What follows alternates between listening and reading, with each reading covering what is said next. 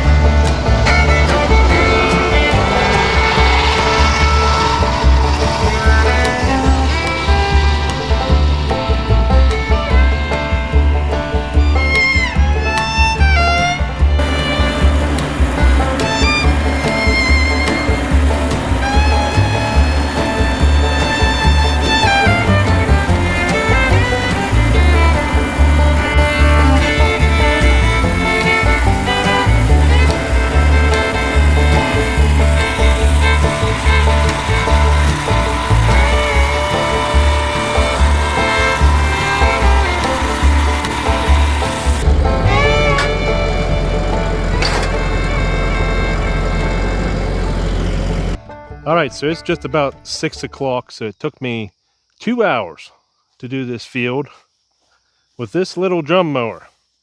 And there are some things I like about it, and there's some things that I don't like about it. But overall, I tell you what, it's pretty nice because I can fly with this thing. I can really move. I mean, this mower isn't too wide, obviously, but it's a nice size for this XR4040, especially on the hills. But I mean, look at the cut that it did. It does a nice clean cut. And then one thing about it, it is louder than the Tor River, but you know, earplugs, that's not a big deal. One thing about it though, I will say, it does stick out farther. Even though it's smaller than the Tor River, it sticks out farther. with the Tor River, I can go right up against what I haven't cut yet. With this thing, I figured out I had to go right on what I just cut, or even to the inside of that pile that I just cut, which that's not a big deal. But with it setting out farther, there were times when the mower was up above me on the hill. There was a couple times where I got hit in the face with some dirt and some grass, but overall, you know, if you're on flat ground, I don't think that would ever happen. Since this cutter is not as wide, I don't have as much hay stacked up on itself as normal. So I'm gonna let this sit here for tonight. And then tomorrow I'll get the 225s and ted it, which tomorrow's Sunday. And then Monday we'll come out, rake it, and try out that new baler. All right, so it's the next day, another beautiful day. Perfect weather for making hay. And I got the tedder rake combo hooked up to the MT225s. I still got my mower deck on because I'd like to mow tomorrow. So I think we can ted this, and I got it set so it doesn't come down, so that's not going to be an issue, I don't think. But yeah, I had to use one of my PTO shafts for my winch because it's shorter. Because that one back there, that was the one with the mower. It was just a hair too long to fit on this tractor. But since this isn't mine, I'm not going to cut that down or nothing. I had this other PTO shaft, so we're just going to use it. So those of you that have been following the channel for a while know I've been wanting a tedder for a long time, so I'm really excited to use this thing. So let's go see how it does.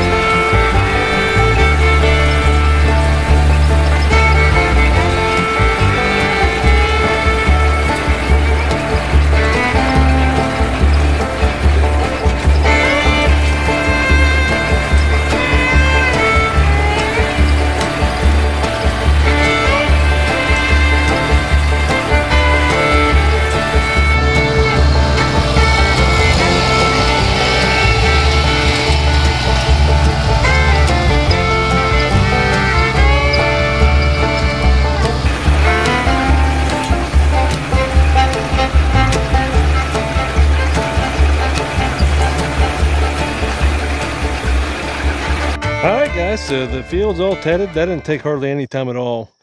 But it would have been quicker if I used my XR4040, because the MT225s struggles a little bit here in the middle where the hills are steeper, but it still handled that tedder just fine.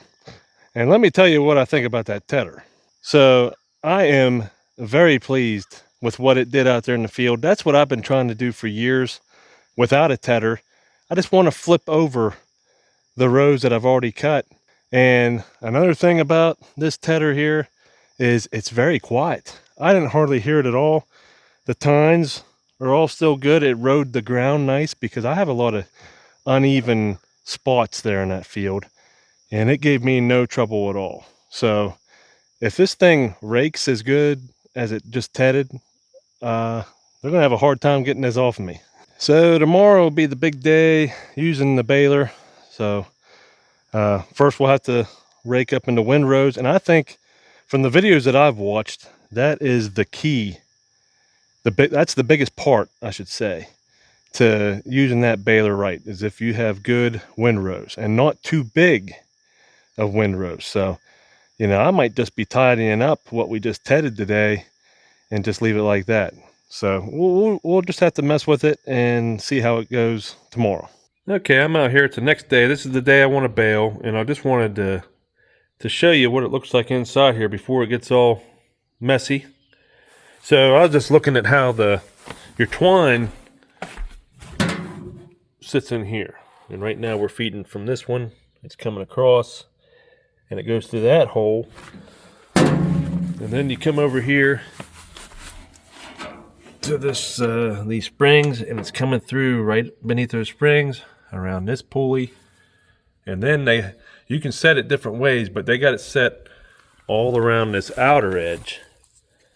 and then you can set it here on the smaller edge here for just different types of grasses, I think. And then it comes around, it goes around this pulley, and then up, I don't know if you can see, around that pulley, which then goes to your arm here, and then it just hangs down, and then that's going to catch. And then over here is the knife blade, right there. So that's where it'll end up cutting it. And then if you come over here to the other side, this is where all your gears, your chains, for your rollers in there, for your pickup, all that is over here. And everything looks to be greased up that I've seen. But yeah, this is all gonna be a mess here really soon. Okay, so it's almost 10:30. The hay is ready, and as you can see, I got the 473 out, and then my hay trailer, got the tires pumped up, and I added a board there on the back so that these hay bales don't roll off the back. And then let me show you what I'm going to do here with the rake. So today, obviously, I got the mower deck off the 225s, and then I put this curtain on last night, and as you can see, I put it right up against there because I feel like this is the most important part of the whole process for this mini baler, is getting the windrows right. And I want small windrows, so I'm going to try it right there. I can adjust it out if I need to. And then, like I showed you yesterday, it's got that adjustment. I think I want to collect today. This rake didn't come with a manual, so I'm just kind of guessing here. So when you move this, watch the tines. See, they're flipping around. So I want to get it to collect right there. And that should help make the windrows right there. Just the way the tines are set, I guess.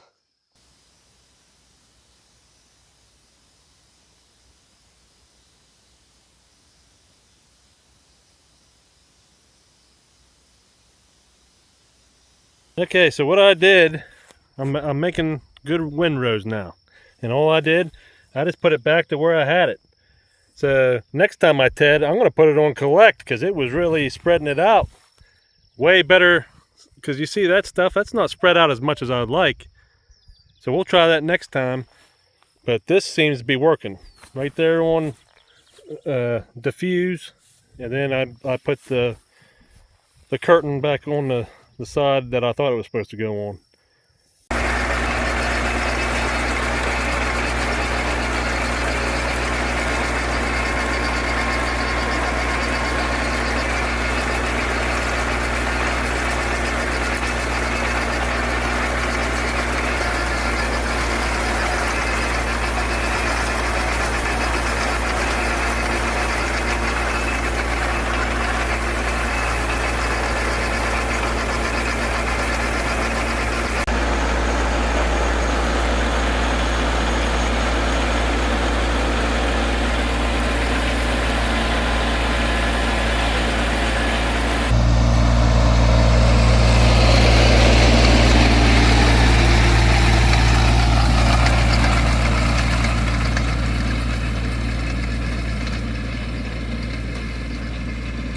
All right, so I just got done raking the hay, and I gotta say, I like that rake, Tedder.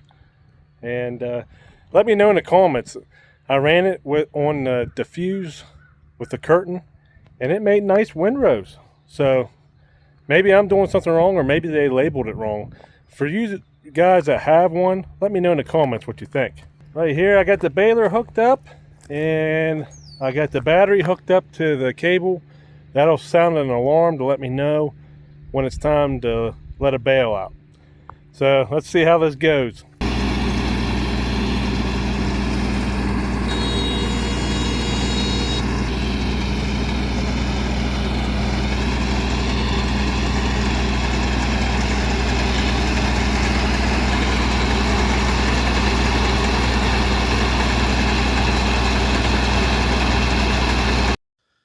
So right off the bat, I made a bale and it was rolling around in there. I pulled on the rope and the back door wouldn't open.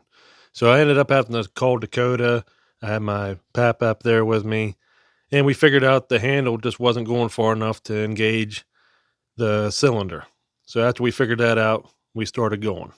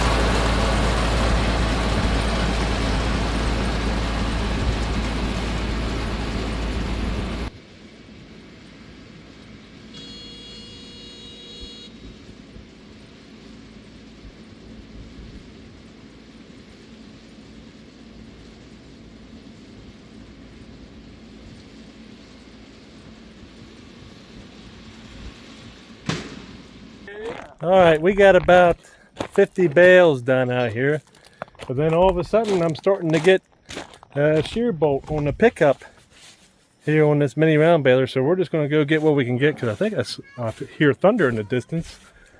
I don't know what's going on, but that's how it goes for me making hay.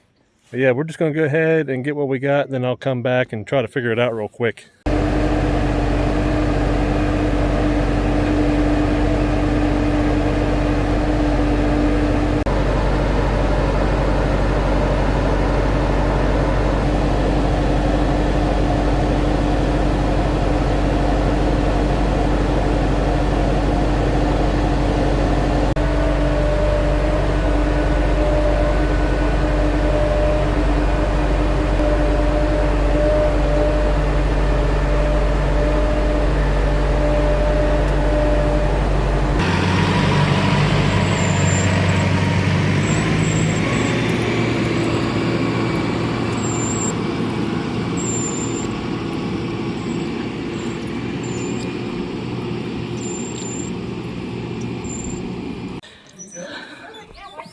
No.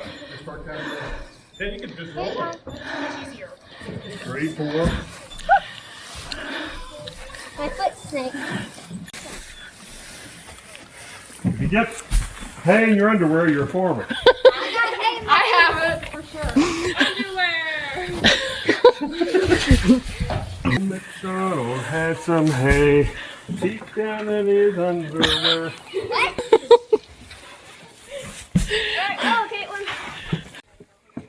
Good job, buddy. Roll it forward. Push it hard. Good job. Good job. Smack it right up there against the other.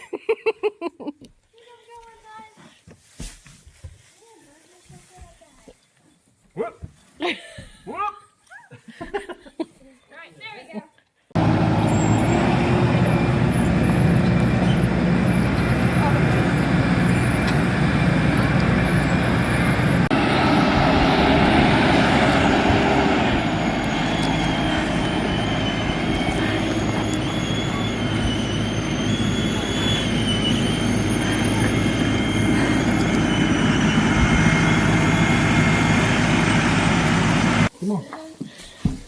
Come on, keep going.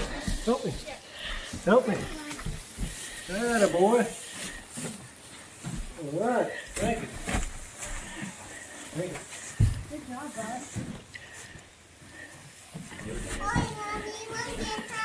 Yeah, come get another one. Plus, they're easy to count after you're done. Yeah. Okay, I figured it out.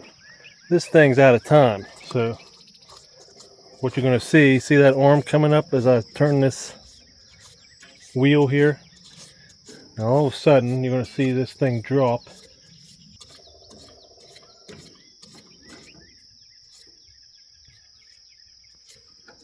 Right there. Okay, so now that's in time, and now I'm going to put the twine back through it, and then I'm going to replace that shear bolt again, and it should work. And there we go.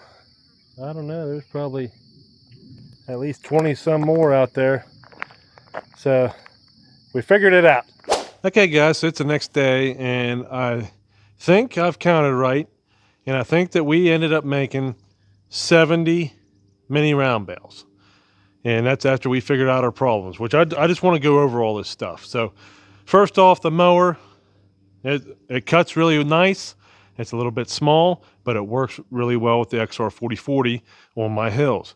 And I do think that you could run it with a 25 horsepower tractor if you had that remote to lift up the mower. And then moving on to the tedder rake, I want to hear from you guys. Maybe I'm doing it wrong, but you saw how I put it on the collect setting on the rake, and I'm looking forward to doing the next field because I'm going to put that on that collect setting, and I think that's going to TED and throw it the way that I want, and then put it back on diffuse. And you saw how it made my windrows. It did really well. So let me know in the comments, do you think that they labeled it wrong? Am I doing it wrong? You won't hurt my feelings. I'm just curious. I want to know. And then we have the Baler, which I got to say, the 25 horsepower LS tractor handled that piece of cake. And I mean, it never bogged down at all. Even going up the hills, I was baling bales going straight up the hill and never had any trouble with it at all. I never felt tipsy with it at all. It worked just fine. And if you're on flat ground, I know it'll work fine for you. But we had the issue, well, I had the issue of when I ran out of twine. I didn't do the timing. I figured that out. And then you saw it in the video. Sometimes that twine would be hanging out front. So some of you guys recommended getting a long drawbar or an offset drawbar, which I can see why, because I can't see both sides of the pickup. I can only see the one side. But for me, I think being on these hills, sometimes I'm facing down or at a weird angle, and that twine wants to hang out. I'm glad it's on the 3-point. That way I can just reach back there and push it back in. And then also the other thing I got to do, and you guys can let me know if I'm doing it wrong there, the rope is not opening up the hatch for the back, the door for the back. I have to reach down and completely push that lever to get it to go far enough to activate the cylinder. So are you guys tying it a different way or what? Again, let me know in the comments. You won't hurt my feelings. We had a little poll here with the family asking the kids, the girls, what do you like better, the round bales or the square bales? And all of them said they like these mini round bales better. And to be honest with you, when Dakota told me he wanted to send this stuff, I said, yeah, I'll do it. I mean, it might be beneficial to all of you that might want one of these. And I didn't think I would have any interest in mini round bales at all, but I'm telling you, that's changing really quick. And for the simple fact, I didn't hurt my back as much messing with these, because once we took them off the trailer, you saw we were able to roll them over here to where we eventually stacked them. And they stack up really nice too. And for some reason, they don't feel as heavy as a square bale. Maybe they're not, but I don't know. It just seems like they're easier to handle, and the family likes them. So I definitely want to keep using that tedder rake. I really like it. And if things keep going the way they're going here, I might want to keep that mini round baler too. We'll see. So I never thought I'd be baling hay with that MT225s. So this is really neat to me. And I really appreciate Dakota sending the hay baling equipment for us to use here on the channel. I hope you enjoyed this. This is so much fun to do. I got an awesome little hobby going on here where I get to test this equipment out and show it to all of you, and I hope you all enjoy it. But thank you all for watching, because that's why I keep getting to do this. So I hope you enjoyed this video. If you did, subscribe to the channel if you want. And until next time, everybody, thanks for watching.